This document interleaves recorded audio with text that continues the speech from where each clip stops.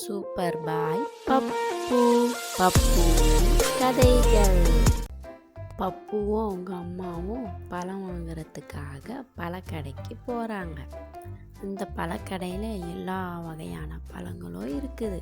பப்பு அவனுக்கு தேவையான எல்லா பழத்தையும் எடுத்துக்கிட்டு இருந்தான். பழங்களை பார்த்துட்டு வந்துட்டு இருக்கும்போதே அங்கே பில்லு போட்டுட்டு இருக்கிறவரை பார்க்குறான். அதை பார்த்துட்டு வந்து அவங்க அம்மா கிட்ட சொல்கிறான். அவங்க அம்மாவும் அப்படிலாம் இருக்காதுன்னு சொல்லிட்டாங்க. இருந்தாலும் பப்பு அவன் பார்த்ததை நினச்சிக்கிட்டே இருக்கிறான். இதை எப்படியாச்சும் அம்மாவுக்கும் பழக்கடையில் வாங்குற எல்லாருக்கும் புரிய வைக்கணும்னு நினைச்சான். அங்கே பில்லு போட்டுட்டு இருக்கிற அவர் எடை கம்மியாகவும் அதில் ஒரு மிஷின் வச்சு எடை கம்மியாக காட்டுறதுக்கு பண்ணுறத பப்பு பார்த்துட்டான். இந்த விஷயத்தை எல்லோருக்கும் சொல்லி புரிய வைக்கணும்னு யோசித்தான். அப்போது பப்புக்கு ஒரு ஐடியா வந்துச்சு.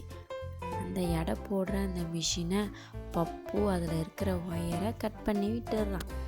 அந்த மிஷினு வேலையை செய்யலை. அதனால் அந்த பில்லு போடுறவருக்கு என்ன பண்ணுறதுன்னே ஒன்றுமே புரியலை. அப்போ வேற ஒரு மிஷினை கொண்டுட்டு வராங்க.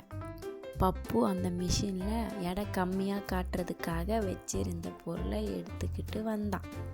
இதை வச்சு தான் அவர் எடை கம்மியாக போட்டாருன்னு சொல்லிட்டு புதுசாக இந்த மிஷினில் வச்சு பார்த்தாங்க.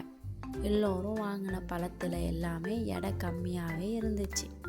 இது அந்த பழக்கடைக்கார ஓனருக்கு தெரிஞ்சு அவரை நல்லா சத்தம் போட்டு விடுறாரு.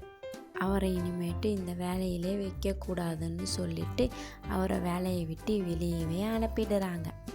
பப்பு பண்ண இந்த வேலையை பார்த்து அவங்க அம்மாவுக்கு ரொம்ப சந்தோஷமாக ஆயிடுச்சு. பப்பு இவ்வளோ நல்ல வேலையெல்லாம் செய்கிறான்னு அவங்க அம்மா அவனை பார்த்து ரொம்ப ஆச்சரியப்பட்டாங்க. பப்புக்கு தேவையான பழங்கள் எல்லாத்தையும் வாங்கிட்டு வந்துட்டான். மீண்டும் ஒரு பப்பு கதை.